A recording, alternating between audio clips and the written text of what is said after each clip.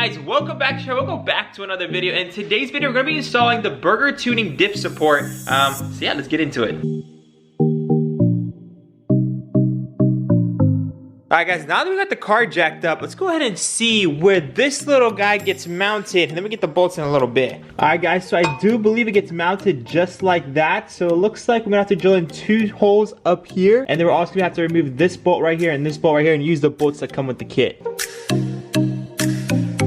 Alright guys, once you have these 2 bolts out, you're pretty much ready to go ahead and line up the plate. So let's go ahead and get that plate set up right here. The bolts come with the spacer, so we are gonna be needing the spacer. You basically put in the bolt like that.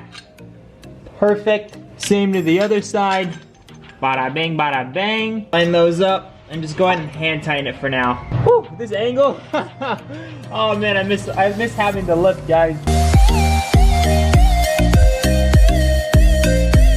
Alright, now I haven't 100% tightened these 2 bolts, but it pretty much gives me a rough estimate to where this is going to line up. So we're going to go ahead and just pretty much start either drilling. I'm probably going to start marking it. But let me go ahead and mark it on both sides, and then we can pretty much start drilling. I might even take this plate off just so we can do the drilling and we don't actually damage the plate itself.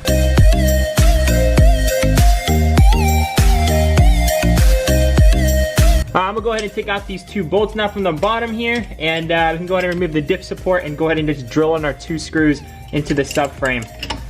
Should be quite easy, so hope it is. Let's go ahead and put this off to the side and go ahead and get our drill. We do have our 2 holes marked up right there. I don't know if you guys can see that, but we have that drawn out and we have that drawn out. So yeah, just go ahead and just drill those 2 holes.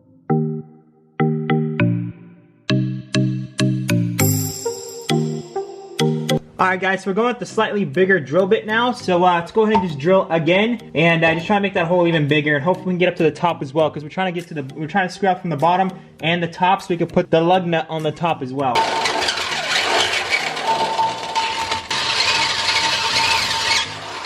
Alright guys, now that I've drilled out both holes from top to bottom, we are now able to put our screws in there. So if you guys see it, put my screw in here, and it should go out the other way, just like that. So if your screw can go in all the way, that's when you know you drilled it all the way. I recommend a drill that the head is pretty big to fit the bigger ones. If you don't have a drill that actually can hold the bigger drill bits, make sure your drill bits, it gets skinnier in the bottom, just so you guys can go with a thicker head. It just makes the job 20 million times easier. I went ahead and borrowed my friend's over there, right over there, and that one did the trick perfectly. So without further ado, let's go ahead and mount this diff support. Should be pretty easy.